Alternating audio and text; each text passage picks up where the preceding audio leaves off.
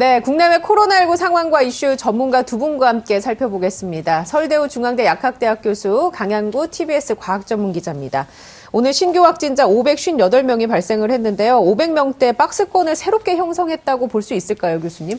예, 그렇습니다. 이제 어제 41일 만에 최고치가 나왔다 그랬는데요. 오늘은 어제 것을 다시 경신했습니다. 큰 폭은 아니지만 500명대 중반에서 떨어지지 않는다는 거죠. 그러니까 언제나 수목금토가 중요하다 그랬는데 이제 금요일이니까 내일까지는 오늘 수준이나 이렇게 유지되다가 이제 토일 일월 되면은 좀 줄어들었다가 다음 주에도 다시 이제 변화가 있지 않을까 이렇게 생각이 되는데 전 지역에서 골고루 나오고 있고요. 또 하나는 수도권에 일부 많이 나오던 것이 이제는 지역으로도 상당히 확진세가 이렇게 많이 전파가 되고 있다 이렇게 볼 수 있습니다. 그러니까 전국 어디서든지 간에 지금은 상당히 위험하다 이렇게 볼 수 있습니다. 거기에다가 직장, 일상 곳곳, 그 다음에 학교 등에서 거의 안 나오는 곳이 없을 정도로 거기에다가 우리가 이미 알고 있는 고위험 시설이라고 하는 유흥시설에서도 많이 나오고 있기 때문에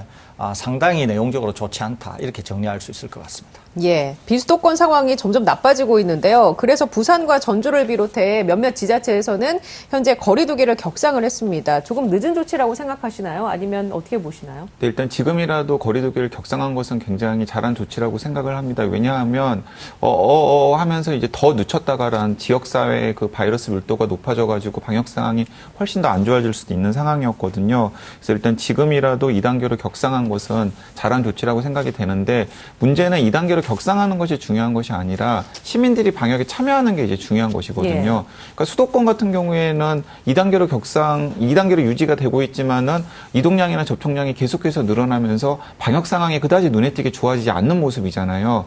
근데 이제 지역들도 그럴 가능성이 있기 때문에 그 부분에 좀 초점을 맞춰야 한다고 생각합니다. 알겠습니다. 이번에는 세계 상황 좀 살펴보겠습니다. 해외 코로나19 상황이 심상치가 않습니다. 재확산되고 있는 양상을 보이고 있는데요. 프랑스는 봉쇄령을 내렸고 브라질에서는 하루 사망자가 4,000명 가까이 나오고 있습니다. 자, 그러면 이제 각 나라별로 상황이 어떤지 좀 정리를 해 주시죠. 네, 그냥 단순하게 그냥 딱 요약을 하면은 우리나라가 앞으로 가야 할 길이 영국의 길이냐 프랑스의 길이냐 딱 이제 갈림길이 선 것 같습니다. 왜 영국, 프랑스와 굳이 비교를 하냐면은 일단 인구 규모가 우리나라랑 비슷합니다. 큰 나라들이긴 합니다만은 영국 같은 경우에는 인구가 6천만이고요. 그리고 프랑스 같은 경우는 인구가 6,600만이거든요. 그러니까 우리나라 인구 5천만을 염두에 둔다면은 인구 규모가 이제 비슷한 두 나라가 백신과 그리고 방역과 관련해서 어떤 선택을 했느냐에 따라서 굉장히 다른 상황이 지금 벌어지고 있거든요. 그러니까 그 상황을 염두에 둔다면 우리나라가 2분기 그리고 3분기 때 가야 할 길이 영국의 길을 따라갈 것인가 혹은 프랑스의 길을 따라갈 것인가가 지금 갈림길에 서 있다고 생각이 드는데요. 설 교수님이랑 같이 자세하게 설명을 드리겠습니다만 영국의 상황을 몇 차례 소개해드렸듯이 드라마틱하게 좋습니다. 일단은 1월 중순과 비교를 하면은요, 1월 중순만 하더라도 하루에 수천 명 이상의 확진 환자가 나왔고요. 그리고 덩달아 가지고 수백 명 이상의 사망자가 나오는 상황이었어요. 예. 그런데 지금 시점에서는 일단 사망자는 수십 명 수준입니다. 영국 전체에 걸쳐서. 그리고 29일에는 BBC가 방송을 했는데 어떻게 방송을 했냐면 영국 런던에서 처음으로 사망자가 0명이었다라고 이야기를 했어요. 그거 굉장히 상징적인 거죠. 하루 평균 사망자가 수백 명 이상 나오는 나라에서 수도에서 사망자가 하루도 나오지 않았던 거예요. 거기에다가 확진 환자 숫자도 계속해서 눈에 띄게 줄어들고 있습니다.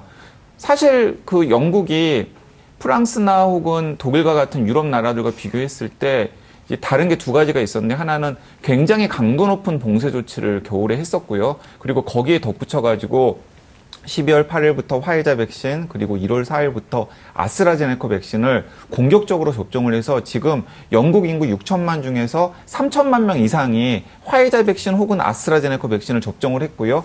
더 이제 강조를 하고 싶은 내용은 무엇이냐면 영국 정부가 굉장히 전략적이고 공세적으로 60대, 70대, 80대의 고령 인구에게는 집중적으로 아스트라제네카 백신을 접종을 했습니다. 그런데 두 번 접종한 것도 아니에요.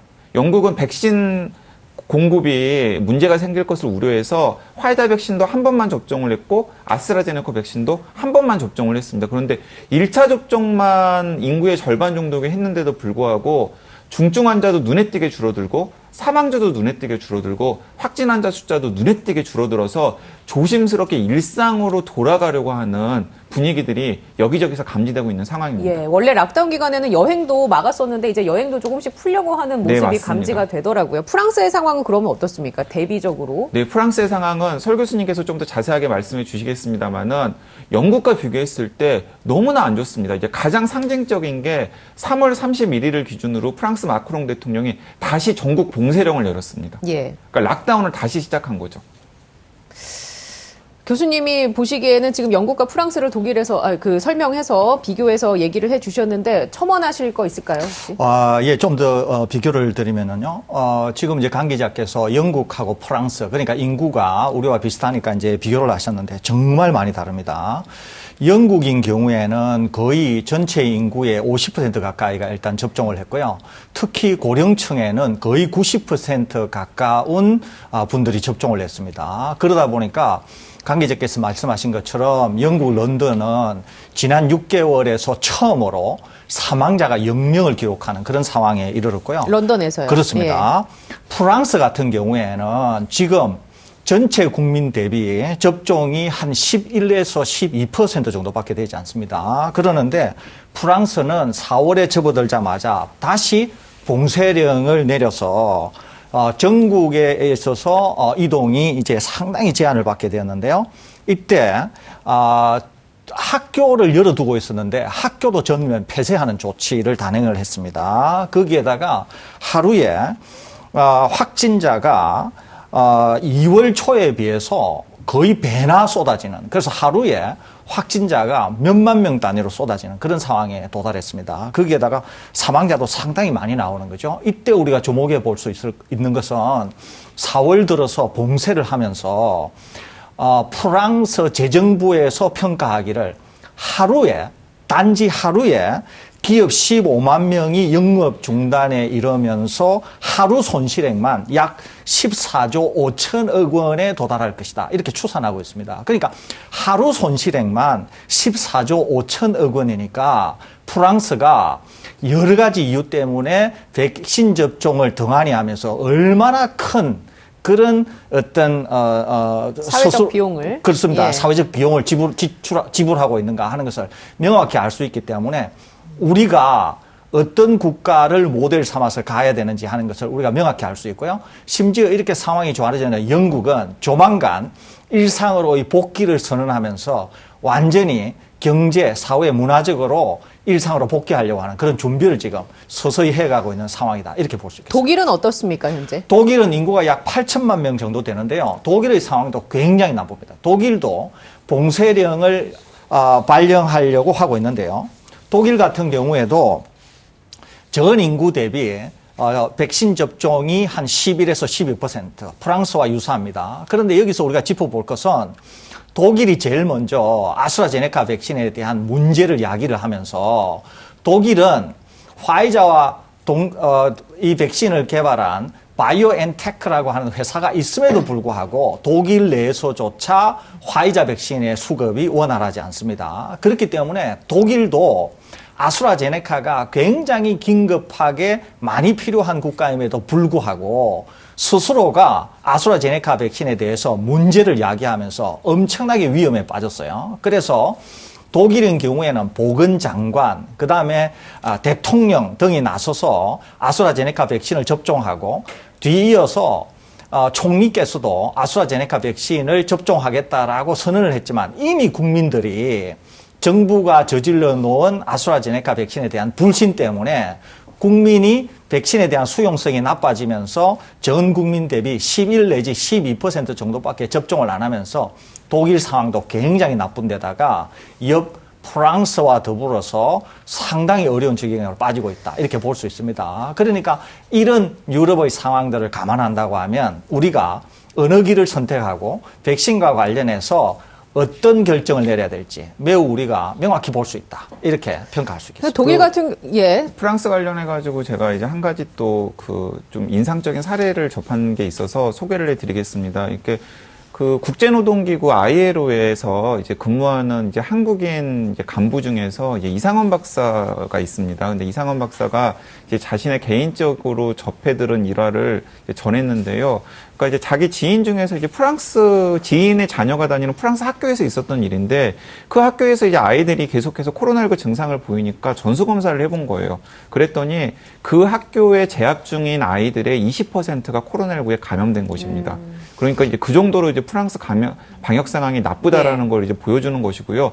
그런 상황이 되면 어떤 일이 생기냐면은 그렇게 아이들이 콜록콜록 하면서 열나고 코로나19 증상이 나타나는 동안에 그 아이들의 학부모들 중에 몇 명이 사망을 한 거예요. 그러니까 이제 이런 식으로 되는 겁니다. 예. 지역사회 방역 상황이 엉망진창이 되면은 학교의 아이들도 이제 안전하지 않은 상황이 되고요. 학교에서 또 학부모들에게 전파가 되면서 아이들만 남겨놓고 이제 부모들이 사망하는 일이 네네. 생기는 거예요.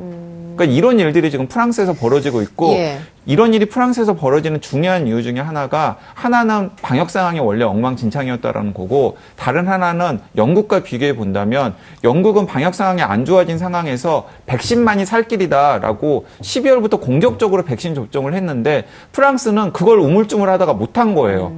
특히 아스트라제네카 고령자 접종 같은 것들을 못하게 하면서 예. 그러다 보니까 영국은 지금 굉장히 좋은 상황으로 네네. 가고 있는데 프랑스는 이런 비극적인 상황이 생길 정도의 안 좋은 상황이 생기고 있는 것입니다. 하나 더 추가하겠습니다. 또 다른 한 국가도 주목해 볼 필요가 있는데요. 이탈리아 상황도 굉장히 나쁩니다. 이탈리아 상황도 지금 너무도 나빠서 조만간 의료 체계가 마비가 되면서 예전 상황, 그러니까 누구를 먼저 사망에 방치하고 누구를 구해야 될까 이런 상황에 빠질 가능성이 있다고 지금 이탈리아 당국이 고민하고 있습니다. 이탈리아도 마찬가지로 백신 접종을 등한히 하면서 프랑스와 독일 같은 길을 걸었거든요. 이것도 마찬가지입니다. 아스트라제네카 백신에 대해서 우려를 제기하면서 국민들에게 극도의 불신을 만든 대가를 톡톡히 치르고 있다. 이렇게 볼 수 있습니다. 그러니까 유럽 전체를 놓고 보면은 대표적인 서방 선진국가라고 볼 수 있는 프랑스, 이탈리아, 독일, 그 다음에 영국. 그러니까 이 네 나라에서만 본다고 하더라도 백신이 얼마나 중요한 역할을 하나 우리가 명백히 볼 수 있다. 이렇게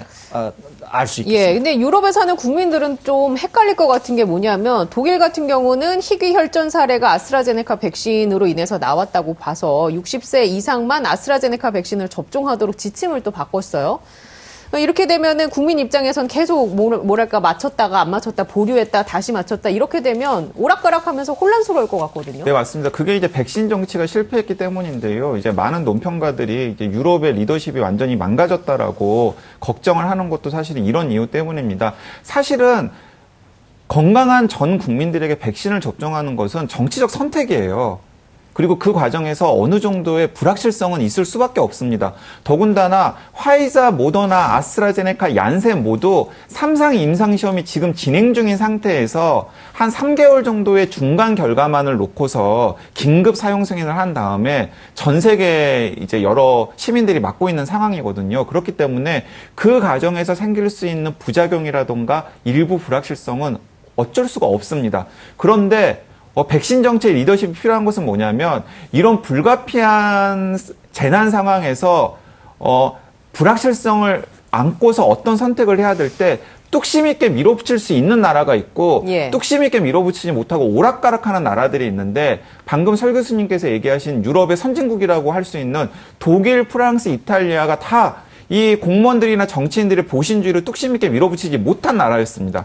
특히 이제 독일의 보건장관이 예. 이번에 이제 아스트라제네카 백신을 접종을 했죠. 자기가 아스트라제네카 백신이 문제가 있다라고 한때는 65세 이상에게 접종을 못하게 했다가 또 한때는 지금 50세 이하 여성에게 지금 접종을 못하게 하고 있는 상황인데 본인은 또 접종을 했단 말이에요. 예. 왜냐하면은 아스트라제네카 없이는 독일 상황을 지금 낫게 만들 수가 없기 때문에 본인이 그런 퍼포먼스를 한 것인데 그런 보건장관 경질론이 나올 정도로 오락가락한 행태를 보니까 시민들 입장에서는 그렇죠. 한 달 전까지만 하더라도 65세 이상 고령자에게 아스트라제네카 백신 접종하지 말라고 방역당국이 그래서 예. 65세 이상에게 아스트라제네카 백신이 뭔가 문제가 있나 보다라고 했는데 이번에는 뜬금없이 65세 이상은 아스트라제네카 백신 네. 접종을 하고 50세 이하 접종을 하지 예. 말라고 하는 겁니다. 그리고 이제 과학자들이 그런 정확한 근거가 뭐냐라고 물어보면은 그냥 사망자들이 몇 명 나와가지고 무서워요. 이거밖에 없는 거예요. 그러니까 이렇게 리더십을 강력하게 발휘해서 뚝심 있게 밀어붙이는 나라가 있는가 하면 그렇지 못하고 오락가락하는 나라가 있는데 이스라엘 같은 경우는 초기부터 잘 밀어붙였지 않습니까? 화이자 백신으로. 그 나라 상황은 어떻습니까? 그러니까 이스라엘 같은 경우는 이제 화이자 백신을 수용을 했죠. 그런데 네. 사실은 전 국민 대상으로 임상 시험을 하겠다라고 화이자는 약속을 하고 먼저 물량을 땡겨온 겁니다. 그러니까 무슨 말이냐면은 화이자 백신을 접종한 다음에 이스라엘의 모든 시민들의 접종 후에 이상 반응 기록이라던가 데이터들을. 아니면은 사망자 네. 기록이라든가 이런 데이터를 화이자에게 다 공급을 하겠다. 그러니까 사실은 900만 이스라엘 시민 모두를 대상으로 화이자의 임상시험 대상이 되겠다라고 화이자에 약속을 한 다음에 화이자 물량을 일단 당겨온 거예요. 그래가지고 접종을 했는데 상황이 이스라엘로 드라마틱하게 좋아지고 있습니다. 지표가 좋아졌나요? 네, 1월 중순과 비교하면은 확진 환자 숫자들도 굉장히 많이 줄어들었고요. 사망자 숫자도 1월 중순만 하더라도 수백 명 수준이었는데 지금은 100명 미만으로 떨어져 있는 상황입니다. 그러면 일본 같은 경우는 어떻습니까? 일본은 백신을 그래도 초기에 빨리 도입한 나라 중에 하나잖아요. 근데 지금 이쪽 상황은 어떤지? 일본 상황이 예. 굉장히 좋지 않습니다. 일본인 경우에는 이제 올림픽도 있고 이래서 일본인 경우에 화이자 백신을 일찍 도입했습니다. 우리나라보다도 화이자 백신이 일본 국가에 먼저 도착을 했죠. 그리고 접종도 화이자 백신을 먼저 시작을 했습니다. 그러는데 일본에서 몇 가지 문제가 이제 생겼어요. 첫째 하나는 우리와는 달리 관리가 잘 안 돼 있어가지고 누구에게 맞히고 이런 어떤 관리가 잘 안 돼, 행정적 관리가 잘 안 돼 있었고요. 두 번째는 주사기 문제가 불거지면서 또 접종이 제대로 이루어지지 않았습니다. 또 백신을 접종을 하기는 했는데 추가 물량, 도입되기로 약속이 된 추가 물량이 도입되지 않으면서 일본은 완전히 난맥상에 도달을 했습니다. 아직 일본이 받기로 한 추가 물량이 언제 도착을 할지 이것도 모르는 상황입니다. 그렇기 때문에 일본은 올림픽을 두고 있는데도 백신 접종이 일어나지 않고 확진자 수도 계속 늘고 있습니다. 그래서 일본 상황은 굉장히 안 좋은 방향으로 빠지고 있는데 이것도 백신과 관련해서 우리가 찾아볼 수 있을 것 같습니다. 저희 방송을 보시는 분들 중에 이렇게 생각하시는 분들이 있습니다. 아니 우리나라에 화이자 백신을 도입을 못해서 TBS 방송에서 자꾸 아스트라제네카 백신 얘기하는 거 아니냐 이렇게 얘기하는데 전혀 틀린 얘기입니다. 가짜뉴스입니다. 왜 가짜뉴스냐 하면은 아까 말씀드렸죠. 독일에는 바이오엔테크라고 하는 화이자 백신을 만드는 기업이 있음에도 불구하고 독일에 그 백신이 공급이 안 되고 있습니다.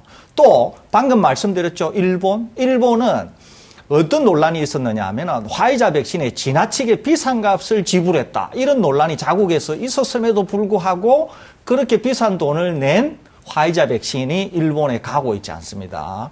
그러니까 우리나라에서 화이자 백신을 도입 못했다고 하는 논리적 근거 이게 전혀 맞지 않는다는 거죠. 우리는 후발로 약속했고 구매를 했음에도 불구하고 우리가 아직 못 받는다고 하는 것은 너무도 당연한 일이겠죠.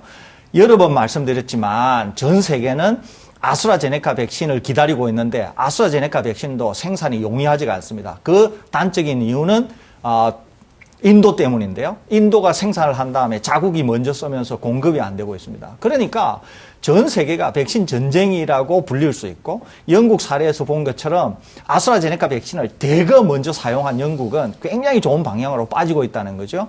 우리도 안동 공장이 있다면서 여러 번 말씀드렸지 않습니까? 아스트라제네카 백신을 우리도 빨리 접종을 하게 되면 훨씬 좋은 방향으로 갈 수 있는데 쓸데없는 논란, 가짜 뉴스 이런 것들 때문에 우리나라도 자칫하면 어려운 국면에 빠지지 않을까 우려된다고 하는 측면에서 말씀드립니다. 예. 가장 낙관적인 시나리오를 말씀을 드리면은 만약에 영국처럼 우리가 할 수 있다면 그러니까 상반기에 예를 들어서 아스트라제네카 백신을 한 2천만 명분을 어떤 식으로든지 간에 확보를 해가지고 전 국민 4천만에게 1차 접종을 다 마무리를 해버린다든지 아니면은 2천만 명에게 1차 접종을 하고 나중에 2차 접종까지 한다 그러면은 그 2천만 명 안에는 뭐 65세 이상 고령자를 포함한 고위험군들이 다 포함되어 있지 예. 않겠습니까? 그러면 영국처럼 중증 환자 숫자 줄어들고 사망자 숫자 줄어듭니다. 그러면 중환자 안 나오고 치명률이 낮으면은 코로나19를 무서워할 이유가 없는 거예요. 그렇죠. 그러면 가장 기본적인 생활 방역만 하면서 우리 다 일상으로 돌아갈 수 있는 겁니다. 만날 사람 만나고. 네, 여름이나 가을 예. 되면 문 다 열고 일상생활로 돌아갈 수 있고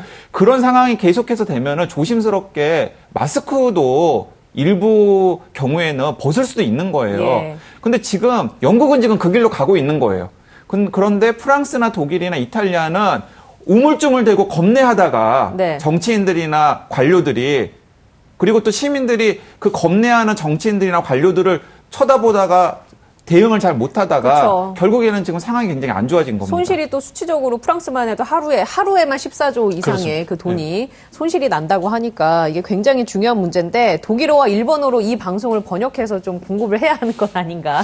제가 하나 좀 생각이. 추가하고 싶은 예. 게 있는데요. 뭐냐면은 그러면 우리가 백신 접종을 얼마 정도 하면 효과가 나타날 건가? 이 궁금하지 않습니까? 네네. 그런데 이스라엘 상황과 영국 상황을 종합적으로 해서 말씀을 드리면 우선 전 국민 대비 20% 정도가 접종을 하게 되면 일단 변화가 생기게 됩니다. 특히 그 중에서 65세 고령자들에게 먼저 접종을 하게 될 경우, 그러니까 전 국민 대비는 20% 정도 되지만 고령자에게 만일에 거의 90% 이상을 접종하게 되면은 확진자도 떨어지지만은 사망자가 극단적으로 줄어들게 됩니다. 거기에다가 영국 사례에서 보는 것처럼 전 국민 대비 50% 접종이 되지 않습니까? 그러면은 우리나라는 마스크 착용을 잘하기 때문에 제가 생각할 때는 거의 일상복귀가 가능하다 이렇게 판단하고 있거든요. 그러니까 백신이 화이자 백신이냐 아스트라제네카 백신이냐 상관없다는 거죠. 왜냐하면 이스라엘은 화이자 백신을 사용을 했고 영국에서는 아스트라제네카가 주로 사용된 백신입니다. 이 두 나라를 비교해서 우리나라로 가져와 보면은 어떤 백신인가 하는 것은 중요하지 않다는 거죠. 아무튼 얼마나 신속하게 고위험군에서부터 20% 또는 50%에 이르도록 접종을 마치는가. 이것이 제일 관건이다. 이렇게 볼 수 있겠습니다. 그 백신 공급과 관련해서 제가 한 가지만 더 이제 주목해서 말씀을 드리고 싶습니다. 이제 제가 한 차례 언급도 한 데이터인데요. 설 교수님이나 제가 계속해서 아스트라제네카 백신 없이는 우리나라 그리고 전 세계 팬데믹 해결할 수 없다라는 이야기를 할 때마다 어떤 시청자분들께서는 아니 무슨 소리냐 화이자 백신도 있고 모더나 백신도 있고 그리고 노바백스 백신도 좋다면서 이런 여러 가지 백신들이 있는데 왜 자꾸 아스트라제네카 이야기만 하느냐라고 궁금해하실 분들이 있을지 모르겠습니다. 그래서 이제 준비한 데이터인데요. 4월 1일 기준으로 전 세계 백신 주문량을 한번 따져봤습니다. 자, 그랬더니 가장 전 세계에서 주문이 많은 백신은 아스트라제네카 백신입니다. 그런데 아스트라제네카 백신 다음으로 주문이 많은 게 화이자, 그 다음에 모더나, 그 다음에 노바백스예요. 그런데 화이자, 모더나, 노바백스 다 합해도 아스트라제네카 백신 주문량에 미치지 못하거나 비슷한 수준입니다. 그러니까 화이자, 모더나 백신 합쳐도 아스트라제네카 백신 주문량의 3분의 2밖에 안 돼요.